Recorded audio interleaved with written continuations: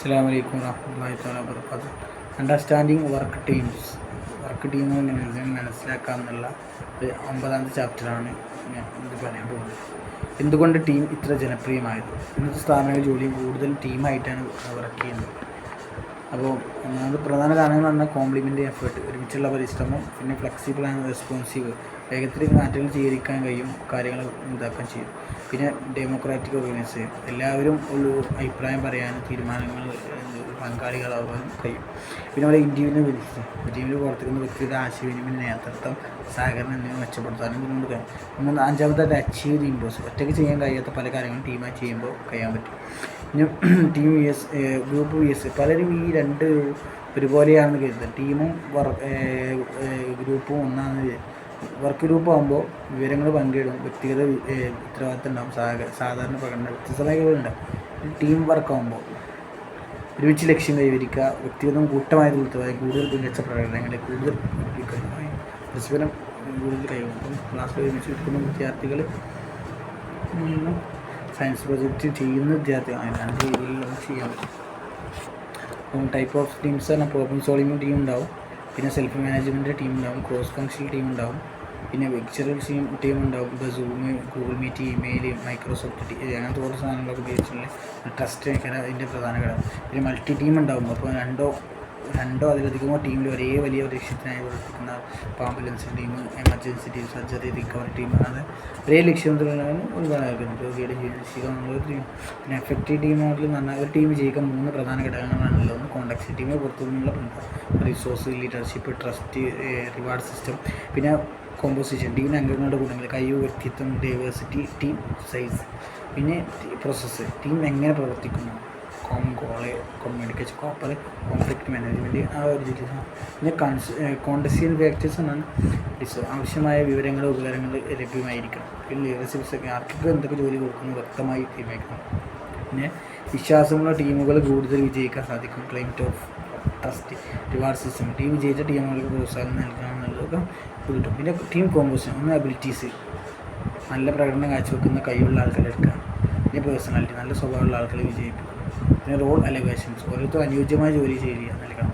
Diversity, വ്യത്യസ്ത അനുഭവങ്ങൾ ആശയങ്ങൾ ടീമിനെ ശക്തമാക്കും. പിന്നെ സൈസ്, അനുയോജ്യമായി ഒരു 5 to 9 എന്നുള്ളതാണ് അതിൽ പറയുന്നത്. 7 വരെ എന്നൊക്കെ പറഞ്ഞു. പിന്നെ മെമ്പർ പെർഫോമൻസ്, ടീമിൽ ജോലി ചെയ്യാൻ ഇഷ്ടമുള്ളവരെ തിരഞ്ഞെടുക്കുന്നത് നല്ലതാണ്. നല്ല സ്വഭാവമായിട്ട് നമ്മൾ പറയണം. പിന്നെ ബെൽബിൻസ് ടീം റോൾസ് എന്ന് പറഞ്ഞാൽ ടീമിൽ വിവിധ തരത്തിലുള്ള ആളുകൾ അത്യാവശ്യമാണ്. ഇപ്പോൾ നമ്മൾ നേരത്തെ പറഞ്ഞു. ഒന്ന് പ്ലാന്റ്, ഒരു പുതിയ ആശയം കണ്ടെത്തുന്ന ആൾ. പിന്നെ പുതിയ അവസരങ്ങൾ അന്വേഷിക്കുന്ന റിസോഴ്സുണ്ട്. പിന്നെ ടീമിനെ നയിക്കുന്ന ആൾ ഷാർപ്പ്, മുന്നോട്ട് പോകുന്നു. പിന്നെ മോട്ടിവേഷൻ, ശരിയായ തീരുമാനം എടുക്കാൻ സഹായിക്കുക. എല്ലാവരും ഒരുമിച്ച് നിർത്തുക. ടീം വർക്കർ, ഇംപ്ലിമെൻ്റ്, ആശയങ്ങൾ പ്രവർത്തിക്കുക. കോംപ്ലീറ്റ് ഫിനിഷർ, പിയവുകൾ കണ്ടെത്തുക. പിന്നെ സ്പെഷ്യലിസ്റ്റ്, ഒരു പ്രത്യേക വിഷയത്തിൽ വിദഗ്ധരായ ആൾക്കാർക്ക് പറ്റും. പിന്നെ ടീം പ്രോസസ്സ് എന്ന് പറഞ്ഞാൽ കോമൺ പർപ്പസ്, ഒരു വ്യക്തമായ ലക്ഷ്യം ഉണ്ടാവണം, ലക്ഷ്യം വ്യക്തമായിരിക്കണം, ഞങ്ങൾക്ക് വിജയിക്കാൻ നല്ല ആത്മവിശ്വാസം വേണം, പിന്നെ ടീമിൻ്റെ ഭാഗമാണെന്നൊരു ആത്മാഭിമാനം, പിന്നെ ടീമുകൾ തമ്മിലൊരു ഐക്യമാണ്, എങ്ങനെ ജോലി ചെയ്യുന്ന ഒരു പൊതുവായ ധാരണ വേണം. അങ്ങനെ സാധനം. ഇനി കോൺഫ്ലിക്റ്റ് ലെവൽ എന്ന് പറഞ്ഞാൽ ടെസ്റ്റ് കോൺഫ്ലിക്റ്റ്, ജോലിയുമായി ബന്ധപ്പെട്ട അഭിപ്രായ വ്യത്യാസം പലപ്പോഴും നല്ലതാണ്, പക്ഷേ ചില കാര്യങ്ങളിൽ നല്ല തീരുമാനങ്ങൾ എടുക്കാൻ സാധിക്കും. പിന്നെ റിലേഷൻഷിപ്പുകൾ, സ്ഥിരമായ തർക്കം ടീമിനെ ദുർബലമാക്കാനും സാധിക്കും. ഇനി സോഷ്യൽ ലോഫിംഗ്, ടീമിൽ കുറച്ച് മാത്രം ജോലി ചെയ്യുന്ന അവസ്ഥ.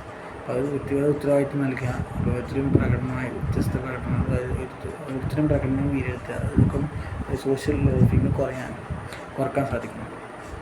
പിന്നെ turning individuals into team players, സ്ഥാപനം 3 മാർഗങ്ങളിലൂടെ മികച്ച ടീം പ്ലെയറിനെ ഇതാക്കാം. Selection, training, reward.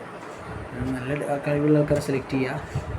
പിന്നെ communication, leadership, conflict management, team building എന്നിവ ട്രെയിനിങ് കൊടുക്കുക.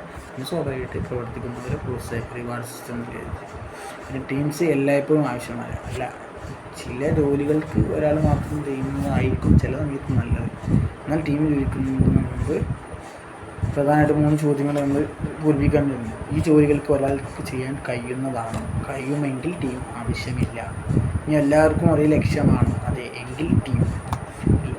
ഒരുപാട് ആളുകൾ ഒരേ ലക്ഷ്യത്തിന് വേണ്ടി പ്രവർത്തിക്കുന്നുണ്ടെങ്കിൽ ടീം അത്യാവശ്യമാണ്. ഇനി എല്ലാവരും പരസ്പരം ആശ്രയിച്ചാണ് ചോദിച്ചിരുന്നത് എങ്കിൽ ടീം പറ്റും, അല്ലെങ്കിൽ ഒരാളായിരിക്കും നല്ലത്. പിന്നെ മാനേജറുടെ ഇംപ്ലിമെൻഷൻ, നല്ല മാനേജർ ചെയ്യേണ്ട ആവശ്യമായ റിസോഴ്സ് നൽകുക, ചെറിയ ടീം രൂപീകരിക്കുക, വിശ്വാസമുള്ള അന്തരീക്ഷം സൃഷ്ടിക്കുക, ടീം വർക്ക് പരീക്ഷിക്കുക, സഹായത്തിന് റിവാർഡ് നൽകുക, ടീം ആവശ്യമില്ലാത്ത വ്യക്തികൾക്ക് നൽകുക. അപ്പോൾ അങ്ങനെ കുറച്ച് കാര്യങ്ങളാണ് ഇതിൽ പ്രധാനമായിട്ടും പറഞ്ഞത്. മനസ്സിലാവും.